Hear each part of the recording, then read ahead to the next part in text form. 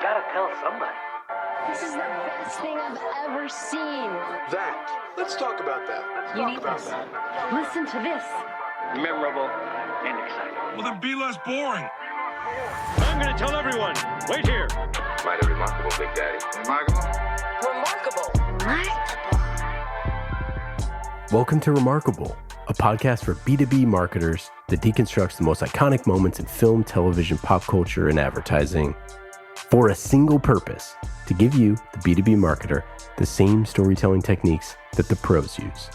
In each episode, you will learn techniques from Hollywood, Pixar, Marvel, and beyond, from Spielberg's hands to yours, bringing remarkable content ideas to you every single week. I'm Ian Faison, CEO of Caspian Studios. This is Remarkable. This week, we're talking about B2B marketing lessons from Bravo with the help of special guest, Head of Communications at Vanta. Only by Bravo. Erin, how are you? I am wonderful. Thank you so much for having me. Great to have you. We've known each other for a while. Excited to have you on the show today. And what else could we talk about but your love for Bravo and the Bravo cinematic multiverse? I have many formed opinions, and I'm not quite sure what that says about me. I'm going to lean into the positive of that. So before we get into that, tell us a little bit about your role as Head of Communications at Vanta.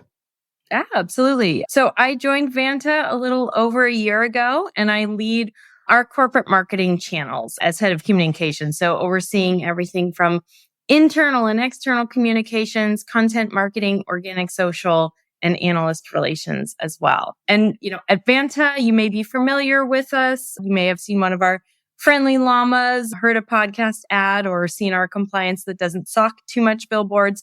But we're really on a mission to secure the internet and protect consumer data.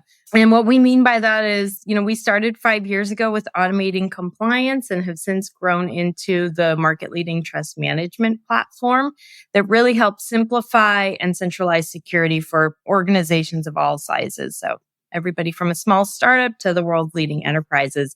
And over 6,000 companies rely on us to help them build and maintain and demonstrate their trust, all in a way that's real-time and transparent. So it's been an exciting adventure for me, a new adventure. I got my start in the consumer side of tech and have slowly and surely worked my way over to B2B with stints at Zynga, Asana, and now Vanta.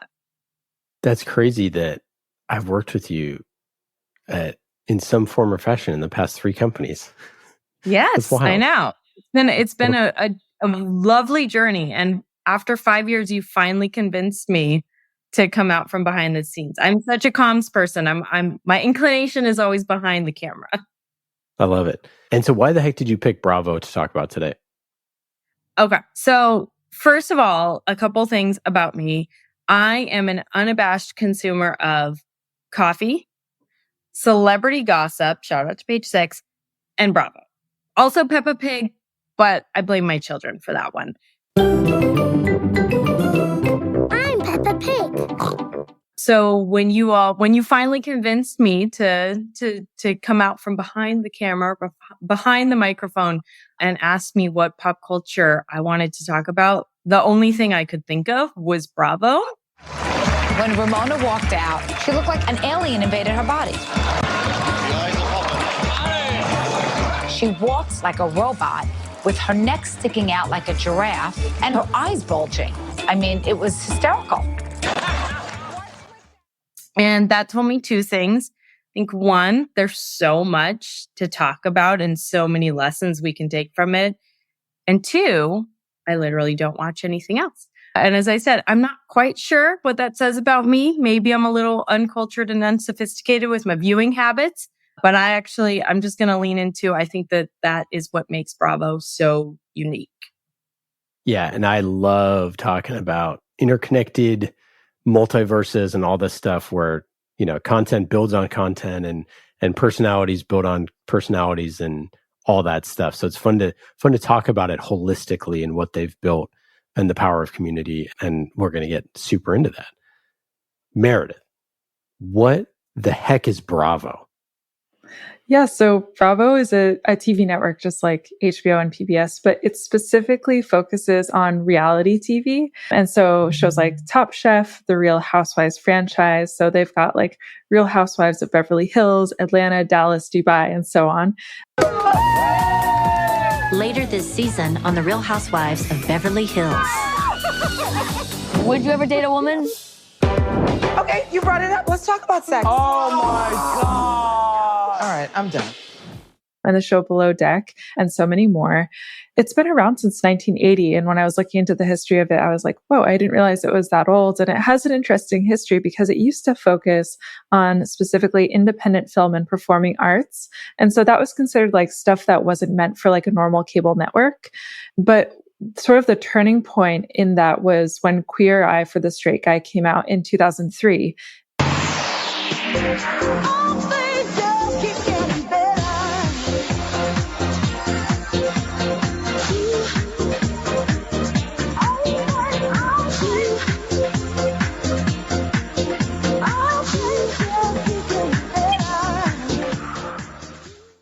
And that was really like a pivot point for them where they were like, oh my gosh, reality TV is huge and can get such an audience. So they were like, let's focus on reality TV. And so now its target audience is like 20 to 50-year-old women and the LGBTQIA community. And something I found interesting was it's considered like the most gay-friendly network, which I thought was really fascinating. But according to Entertainment Weekly, they say Bravo's quirky reality programming mixes high culture and low scruples to create deliciously addictive television.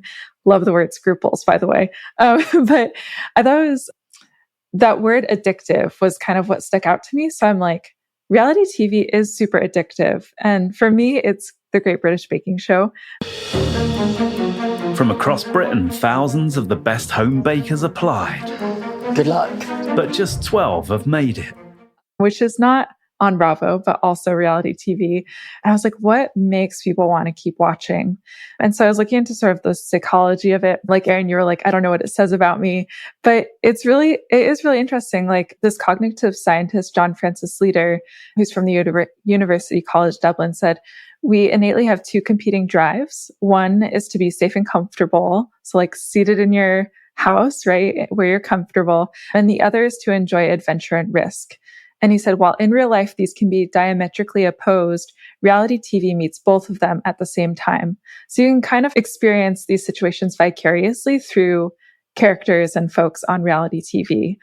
And he says that our brains can't really tell the difference between what's real and what's not. So you're kind of like experiencing it with them. And it also edits out the boring part if you were to go and have those experiences yourself. So like anytime they're waiting, any sort of like in between moments. And then licensed clinical psychologist, Dr. Jana Rivani says, we identify with the struggles and triumphs of the people on screen. And that really stood out to me. Erin, we've covered Love Island before on the show. Imagine being marooned on an island with a bunch of hotties. Are you ready, America? Welcome to Love Island, where everyone is coupled from day one. Let's go. And I had never seen it before, but watching it, it made me feel just so like cringy, like, cause I want the people to do well and to like make their matches and things like that. But when they don't match up, I'm like, oh God, cause we know what it's like when like, we're not the one chosen romantically, right? Or, you know, you're trying to connect with people and it's just not working. And so it feels like squirmy, but there's like a kind of satisfaction that you've experienced that. And they're also like going through that and you're like, I'm not alone. So that's like a big part of like the psychology behind it too. Oh, one thing I thought was really interesting too was there's a social aspect to it. So you're sort of like connecting socially with the people in the shows, especially if you're not, and not saying whatever, but especially people who like don't feel really connected socially tend to crave watching reality TV more. But Dr. Jana Ravani said that we find that we start liking specific characters in whatever show we're watching. And so we sort of develop this like passive relationship to them and kind of like take sides. Like you might have a favorite character, someone you're specifically rooting for. So you want to know what happens to them and kind of like experience that along with them. So that was a little bit of sort of a psychology behind it. I totally agree with that. I will say for myself, I am a very low drama person. And I think that there's something so gratifying about experiencing drama, but like that it doesn't involve me directly. So I'm there for it. I get to absorb it, but there are no repercussions or ramifications for me in it. Totally. So I'm wondering, Erin, like, has there been a particular show that you've like really become like impassioned for? And like, what was it about that show where you were like, oh, like this has got me hooked? Okay. So before I share my favorite shows, I have a theory on what makes good reality shows and why. And like, full disclaimer, just my point of view. I think it's going to be, very counter to some of, what other Bravo-holics, as they're called, I think. But when I think of shows in kind of two different sort of setups.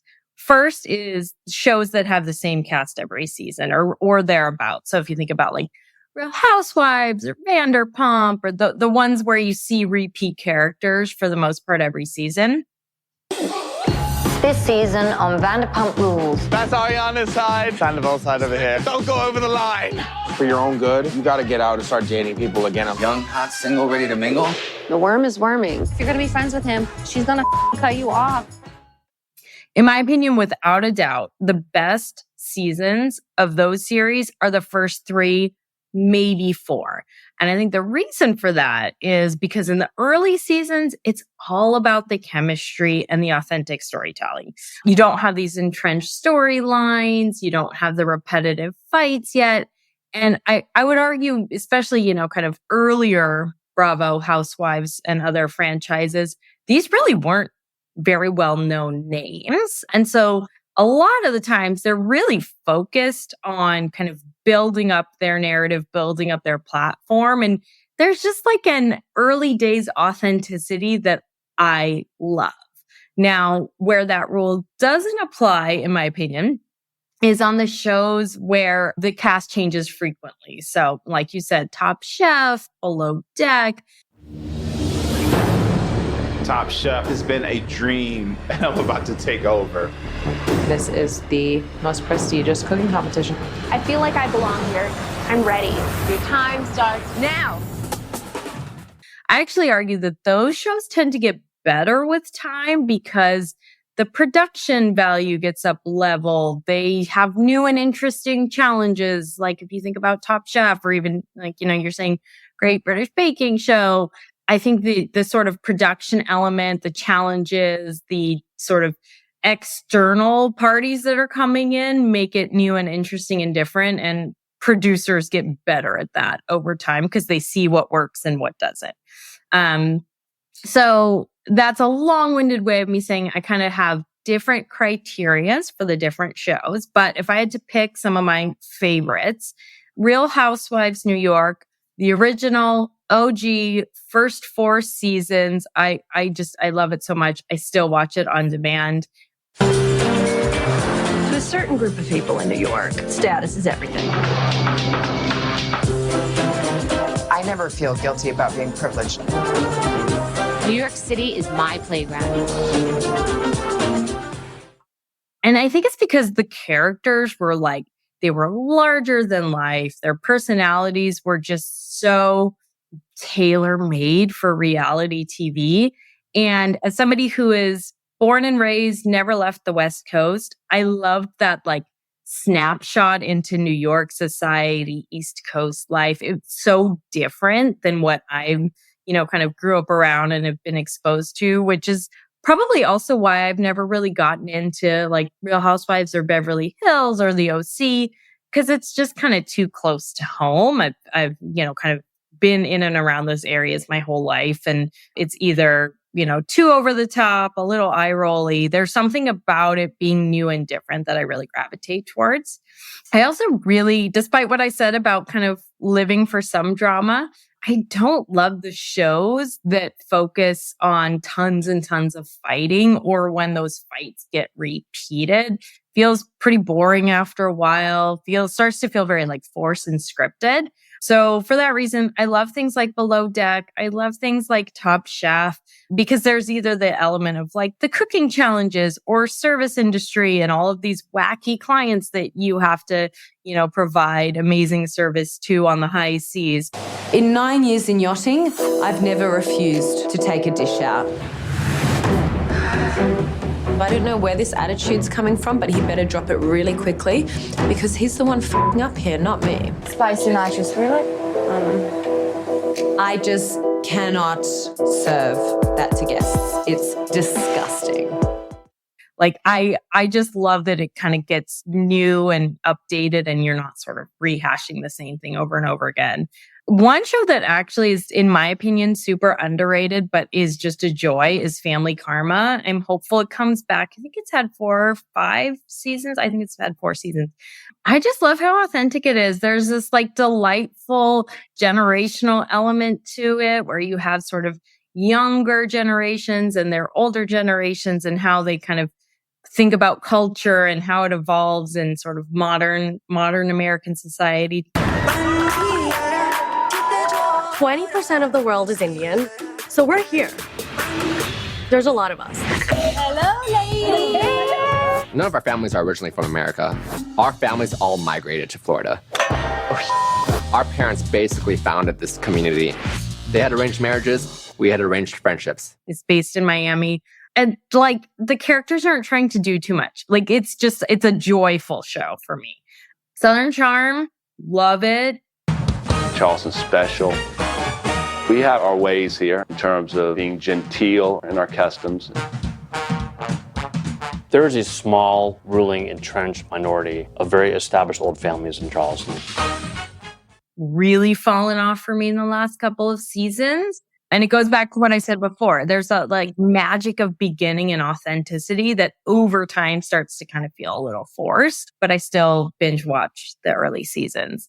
And then I do have to shout out for some shows that I think were done a disservice by only having 1 season. If you're not into the Bravo universe, you probably have no idea what I'm talking about. But Timber Creek Lodge, Real Housewives of DC, and then this is so random, but Sweet Home Oklahoma, which was just like super weird out there, but hilarious. And I so wish the viewership had been there to keep it going. And then I can't talk about favorites without least favorites, which was like hands down worst show I've ever seen.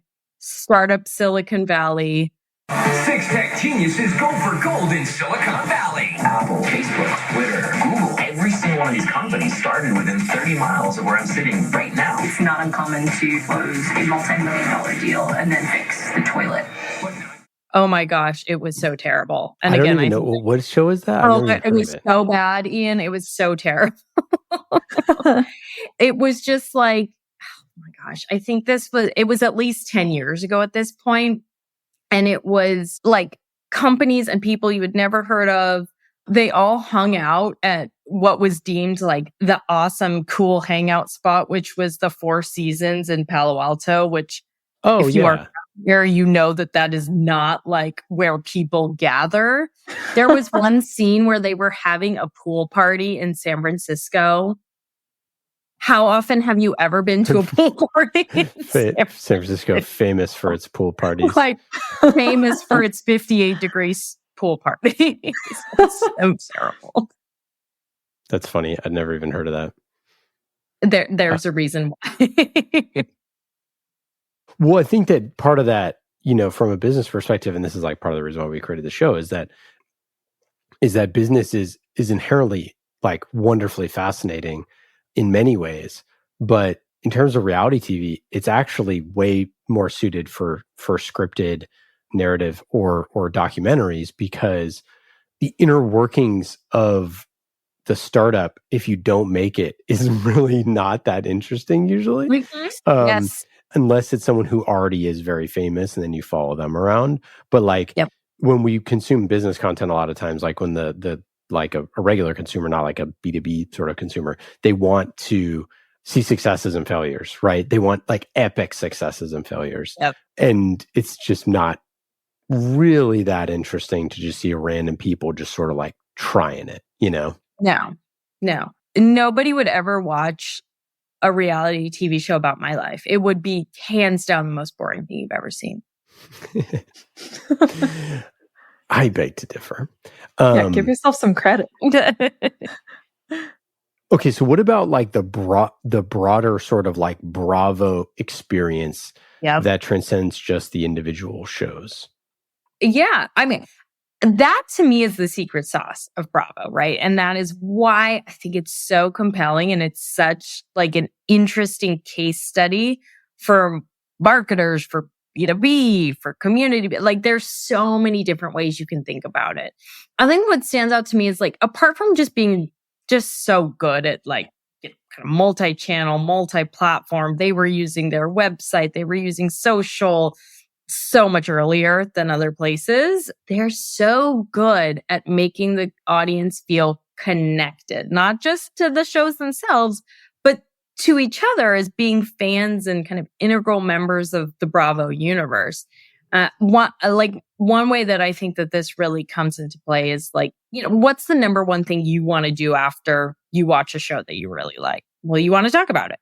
So every night they give you the opportunity to do that with Watch What Happens Live. When Jennifer was last on The Tonight Show with Jimmy Fallon, she revealed she was so invested in Bravo programming that she was basically a producer. So here's what, Jen, as my colleague and producing partner, I would like to get your insight on some recent Bravo moments with a round of Bravo, no, they didn't. Thoughts on Teddy Mellencamp? Are you a fan?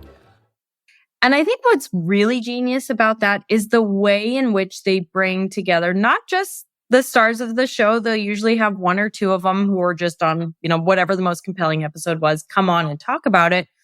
But they layer in celebrities. So you're turning it not just from Bravo, but to more of a pop culture moment. The viewers call in, they ask questions, they play along. And then Andy Cohen himself, right? Like I think he was far more involved in the day-to-day before, but he's still really the figurehead and he's still really the person that kind of ties it all together. He's the thought leader, if you will. Andy Cohen can get anyone to spill their secrets. It's a gift and a curse. How's the soup? Tastes like hot garbage. Why did I say that? Can you take me to 9th Avenue? There's a body in the trunk. I'm out. Is this a line from Will Call? I've been poisoning my balls. I don't remember my date's name. I'm bald! Even the world's biggest celebrities spill it all. What is wrong with you right now? And I don't think that there's anybody else that sort of does that as consistently, as engaging, and like in a way that people just keep coming back for more.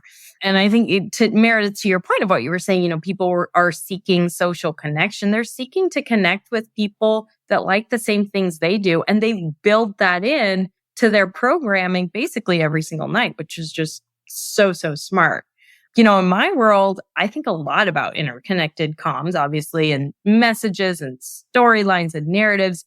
And to me, this is just like what Bravo nails. And it's not just when they do crossovers or spinoffs, but in the way that they kind of bring all of these characters together across the platform. So they've got BravoCon, which is in essence their user conference. Hi, everyone. Welcome to day 3 of BravoCon. They've got Watch What Happens Live. They have social. You don't just experience these characters and there's these stories kind of like once a week in a 1-hour format and then you forget it. You're engaging with them all the time. And they've done a really good job of playing that up. And it's funny, we talk about escapism and we talk about like reality TV sort of helping you escape things, or I know certainly that's a reason why I like it.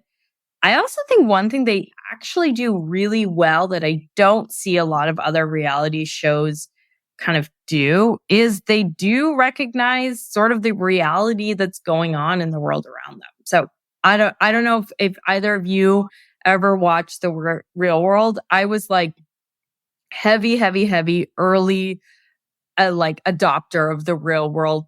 My parents let me watch it, probably way too young.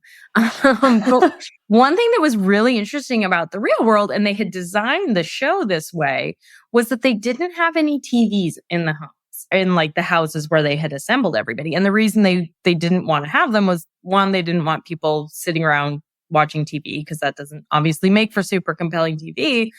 But they kind of like cut them off from some of that real world experience. I would actually say that sort of does a disservice to making some of the interactions really real, because it ignores current events for the most part, or what's happening in the world around them. And I do think that Bravo does a good job of sort of knitting the two together. One way that this happened, and if you're not a fan of the show, I actually kind of I think it's a good way to see this play out, is Southern Charm. They were filming in 2020 when COVID hit, when the lockdowns happened, when, you know, all of the protests were happening in the wake of George Floyd, to the removal of the Confederate statues, and, you know, what is traditionally a very conservative state of South Carolina. And it was really interesting that it kind of became like this time capsule in a lot of ways, where, you know, we all lived through that. It was just 3 years ago. Kind of feels like 3 decades ago.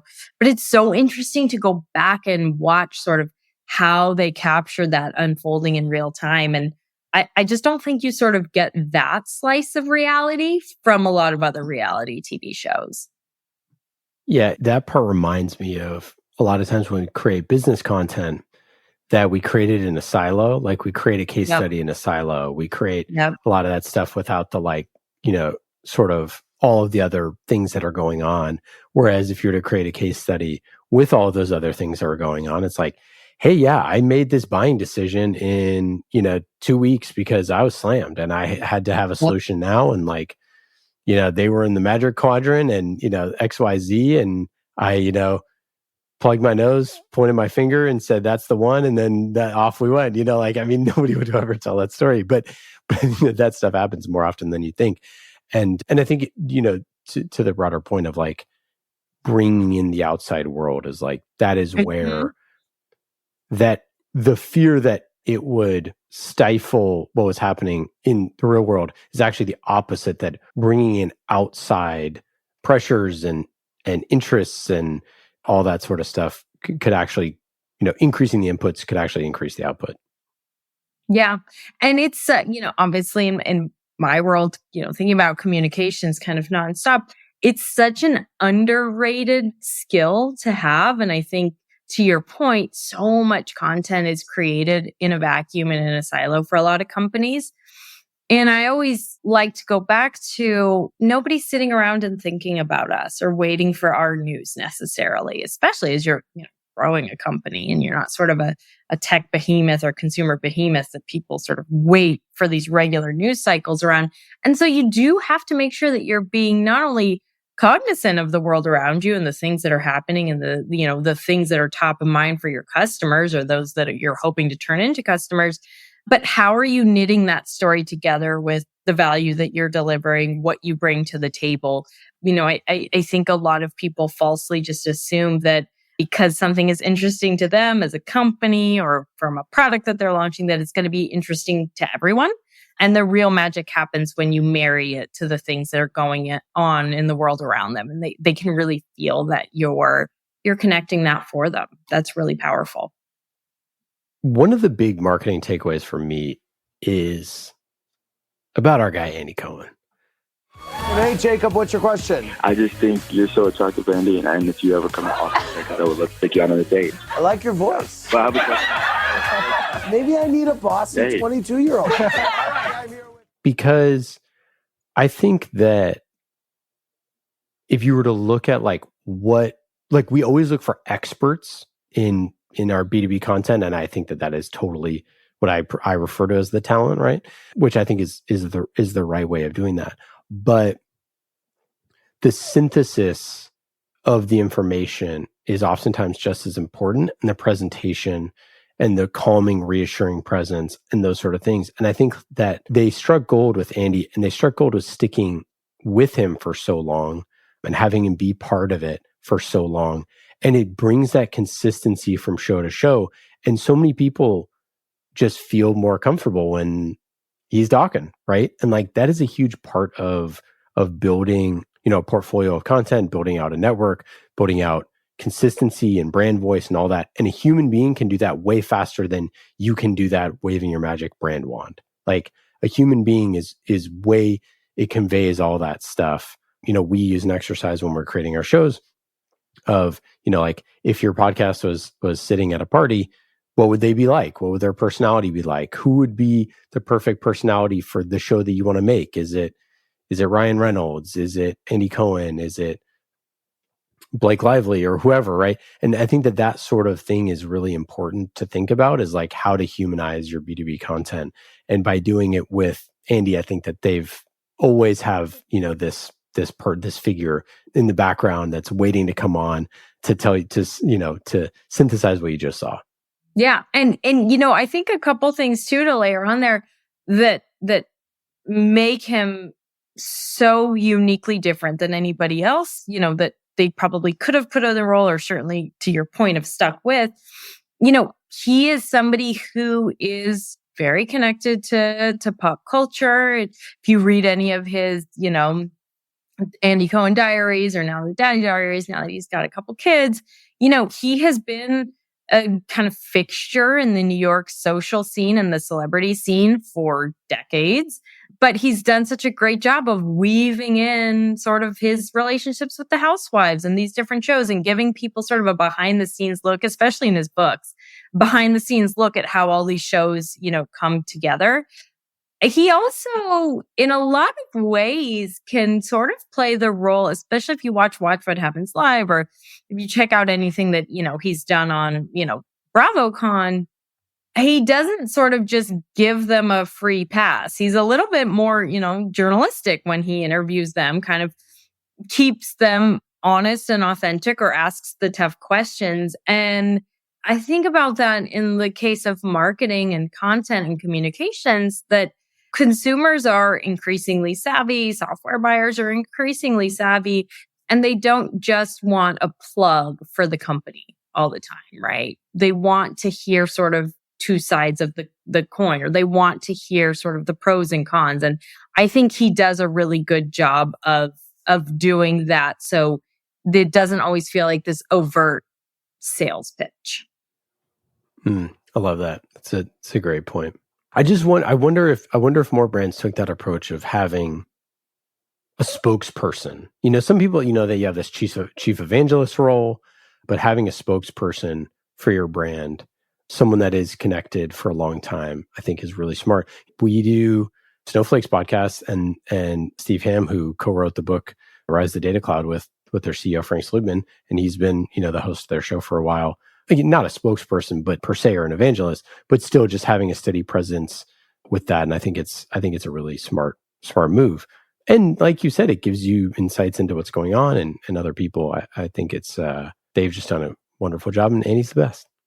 I think it's the right move, but you do have to strike lightning in a bottle. There are a lot of people that you could plug in, but again, to the point of consumers and buyers being, savvier about things, it's got to be somebody that feels authentic and that feels likable and that you want to kind of tune into and listen to. There's so many things that distract us nowadays and so many options.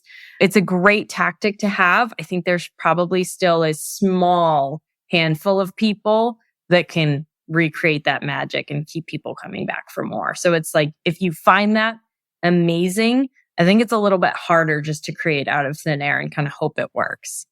Yeah, agreed. I think you have to really, really focus on finding the right person. Other marketing lessons from the Bravo universe. Yep. There are so many. And again, this is where it was like a fun, creative rabbit hole to go down to think about this. I think that the one thing, and B2B, B2C, everybody talks about customer centricity and putting their customers first. This is just something that like Bravo has mastered from the get-go. I think rather than just delivering content and kind of either forcing it to people or hoping they adopt it. You do really sort of feel that sense of like they understand their fan base. They are more and more able to get out in front of their wants and needs and, deliver on that. And I think part of that is also just like you see that come to life in the variety of the things that they put out, but also just the iteration process. I mentioned a couple of the shows that I personally loved that only got one season. And so when I was thinking about this, I actually went back and was looking similar to what Meredith did, just to see like how many shows that they had ever put out. And so out of the almost 200 shows that they've ever aired, 118 of those only had one season. So over half of them only had one season. And it doesn't necessarily mean that these were bad shows. Maybe it wasn't the right time. Maybe the audience wasn't there. Maybe Erin Cheng was the only one who was watching. But they tune and they iterate and they listen to their audience and they try things out. And ultimately, I think that's what makes the programming that does stick around all the more compelling. They also know when to switch it up. They did this recently when they relaunched Real Housewives of New York, I think because sort of that theory I have, right? Of like the first few seasons when it's fresh and it's new and it's different and people want to keep coming back for more. What I love about New York is you can be anyone. We are loud, proud, and larger than life. We're all fabulous women, and we don't take no for an answer. I mean, we're ass. I'm kidding. We're actually great. We're really great. And that's a big lesson a lot of marketers and, just kind of everyone in general can learn about like when to take honest stock of things and ask yourself, does this still work? Do we need to mix it up? Is this messaging still feeling compelling and relevant? Or is it not speaking to our audience anymore? And so being really nimble and responsive to what your audience cares about. And then, kind of again to that example of like, and the world around you. How are you taking stock of what's happening and integrating it in a way that feels not forced, but very authentic and meaningful to both the characters, but also those who are consuming the content. And, I think that they, like I said, they just absolutely saw the value of being multi-channel, multi-platform early on in their journey and have really continued to leverage that in a big way. And, Meredith, like you said, given their demographic of, a lot, kind of predominantly female and, age 25 to 50, these are people who are, spending, like myself, arguably perhaps too much, but a lot of time on things like Instagram and, other channels where they're looking to get their content. They're looking for some escapism. And so being really clear about like which channels are for you, which channels are not for you, and kind of that ruthless prioritization is something that I think that they have mastered well while being sort of nimble and responsive. It's a hard thing to master and it's a hard thing to sort of continue to keep at the forefront. But I do think that so much of their success has really kind of proven that out. Yeah, I mean, there's just without social, without all of that other stuff, no doubt it would have been extremely successful. It was successful, in the mid 2000s without a lot of that stuff going on. But it takes it to a whole nother level because you can make these people part of your life, and follow them along.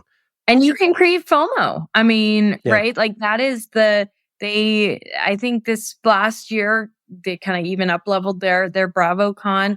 And I didn't go. Perhaps one day it is a dream of mine. But, you watch all of these sort of like Bravo fan accounts on Instagram and they're sharing out the videos and they're sharing out all the kind of meet and greets and the people that they have access to. And they just do a really good job of sort of both making you feel a part of it and connected to it. And oof, boy, I could go to Watch What Happens Live or I could go to BravoCon. Like, I feel like I'm missing out by not doing those things. So again, there's like this great balance of you're a part of it and there's even more that you could be experiencing that we would, kind of make available to you. Any other marketing lessons from Bravo?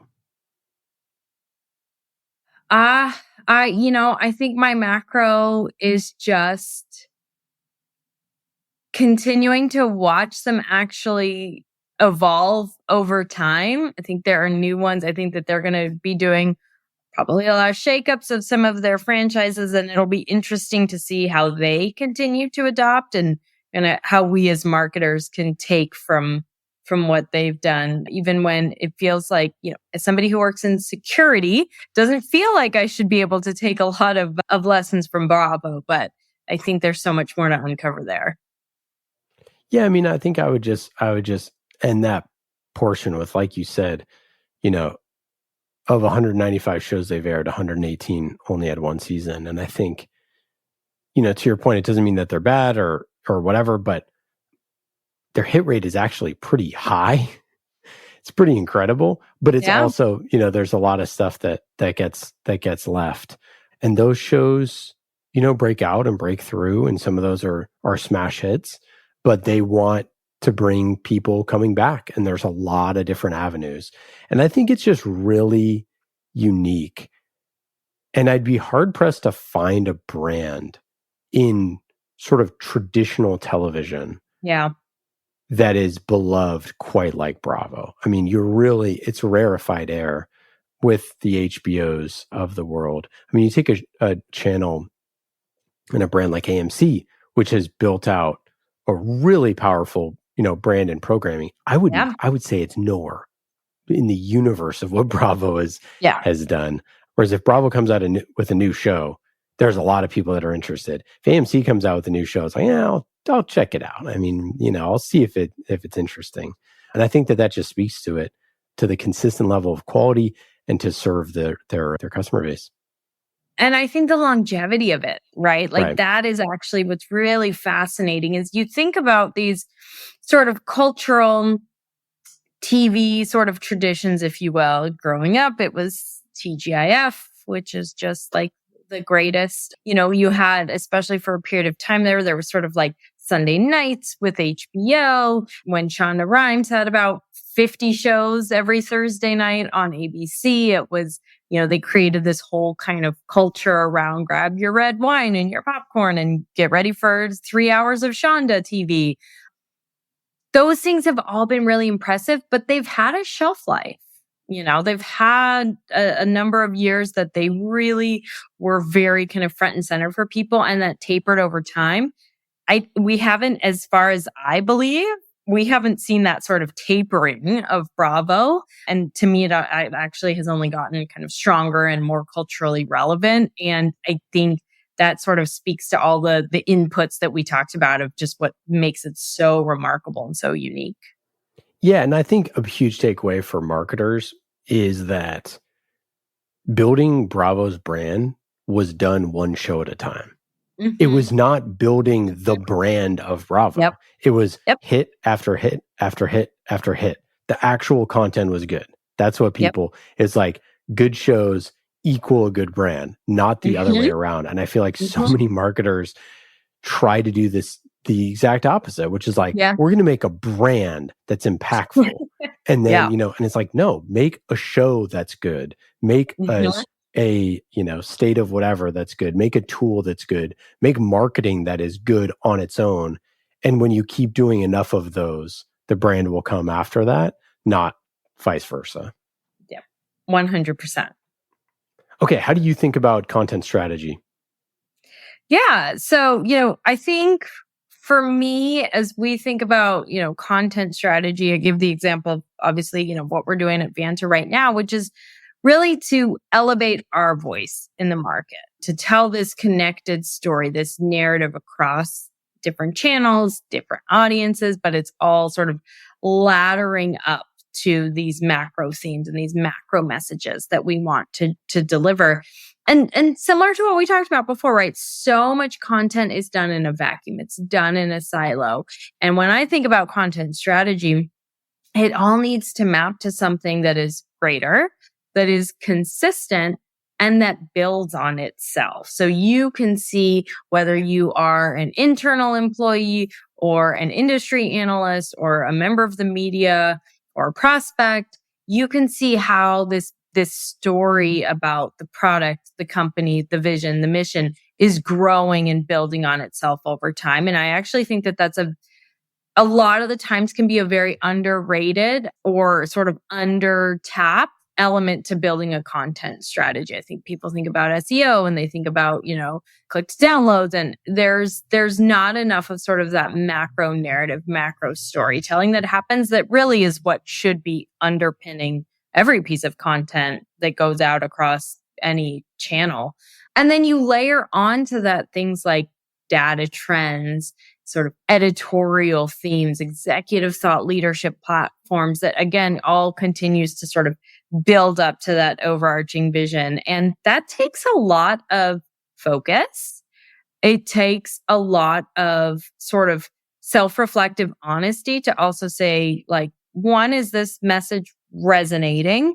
Two, does anybody care? And if not, what do we need to do differently? How do we need to change this? How do we need to bring people along in this? What do we want them to think and feel and see? And are we making those connection points? And so when I think about strategy, it is really that strategy element of it, of like, do all these things make sense together? Are they building on one another? And of course, do they kind of check the box on some of these metrics that we have?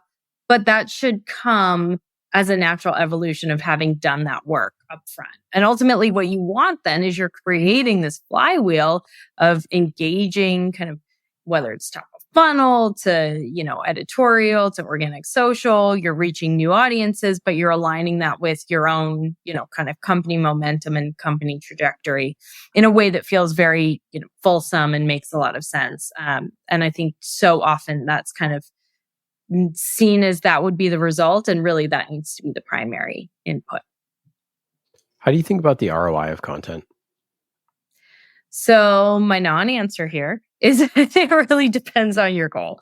Content fuels every part of the funnel, right? So you measure the content performance really based on the goal that it's supposed to achieve. If you think about something, especially in our world of corporate marketing, about, thought leadership, we think about, what is awareness, share of voice? How are people able to recall where they've heard about us? They see that, compliance that doesn't talk too much billboard on 101 as they drove into the city. Did they hear from our CEO at TechCrunch Disrupt on a panel? How are we sort of infiltrating all of the different places that people are and how they're thinking about us? And then you kind of the other side of that spectrum is what I would call more of the science of marketing, which is, demand generation. It's leads, MQLs, funnel performance, kind of all of those different things. And the beauty of content marketing is that it touches all of those, both, sort of the growth and performance marketing, but also the corporate marketing in a way that I think is really unique. And I am so very fortunate to have just such an amazingly talented team at Vanta thinking about all these things and how all the pieces come together. Is a good answer, non-answer. Such a comms person with the good non-answer. Okay, last thing, and then we'll get out of here. Just what cool stuff have y'all done in the past year or so? Your favorite piece of content or campaigns, and anything that you're working on, excited about coming up? Yeah. So the reason I came to Vanta, as I said, security, brand new territory for me. For a lot of people, I think it can feel boring. It can feel sort of like this, sort of back office procedure that not a lot of people know about or really want to read about or talk about. What I loved about Vanta from the early days, and especially how we've grown it over the last year, is the brand itself. You're probably familiar with our mascot. It's a llama. Fun fact, llamas are guard animals. So if you think about protecting data, protecting, consumer interests, makes a lot of sense. But, I love that we are a brand and a company that sort of is a knowledge and a trusted advisor, we say with a wink, right? Like that it is fun. It is somewhat, cheeky as much as a security company is going to be. And there's so much to sort of play with there. And that's what I've personally always gravitated towards in my career, starting at Zynga and then, going somewhere like Asana, which again, it is B2B, but there's just, it takes some of that fun and some of the best practices of consumer marketing and consumer PR. And then continuing to do that in my path here at Vanta has been just a really fun and exciting kind of challenge. And we have announced a lot of stuff this year. So from a comms perspective, that's been amazing. We've got a lot more coming up, some, really exciting announcements over the next kind of couple weeks and months that I can't wait for hopefully everybody listening here to be able to check out as well. But it is just, it's everything we talked about. It's keeping it fresh, it's tuning, it's iterating, and really having the freedom and the space to do that in a creative way just gets me excited every day. Erin, it has been wonderful chatting with you as always. Thanks so much for sharing all these lessons with our audience. Any final thoughts? Anything to plug? Thank you for finally convincing me to come on board and talk, and for letting me talk about Bravo for an hour. Oh my gosh, I could keep it going. No, just a plug for checking out Vanta, seeing what we're up to, and, feel free to find me on LinkedIn. Let me know your favorite Bravo. Please let me know if you have seen one of my highly underrated, favorited Bravo shows, and if you agree with my choices. I love it. Awesome. Thanks so much, Erin. Take care. Thank you. Goodbye, Kyle. Get the out of my house. I swear to you, I'm done with it. They're lying bitches. They can go themselves, all of them. For Kyle to say that to me, I'm done with it. Well, that's it for today. I hope you got some good ideas for your B2B content. Thank you for listening to Remarkable. I'm Ian Faison, CEO of Caspian Studios. Remarkable is created by the team at Caspian Studios, B2B podcast as a service. Caspian also creates fiction series for B2B companies, so if you want a business thriller, you can learn more at caspianstudios.com. Hollywood-style storytelling for B2B. And in today's episode, you heard from myself, Ian Faison, and Meredith O'Neill, senior producer here at Caspian Studios. Remarkable was produced this week by Meredith O'Neill, mixed by Scott Goodrich, and our theme song is Solomon by Falak. Be remarkable and rise above the noise.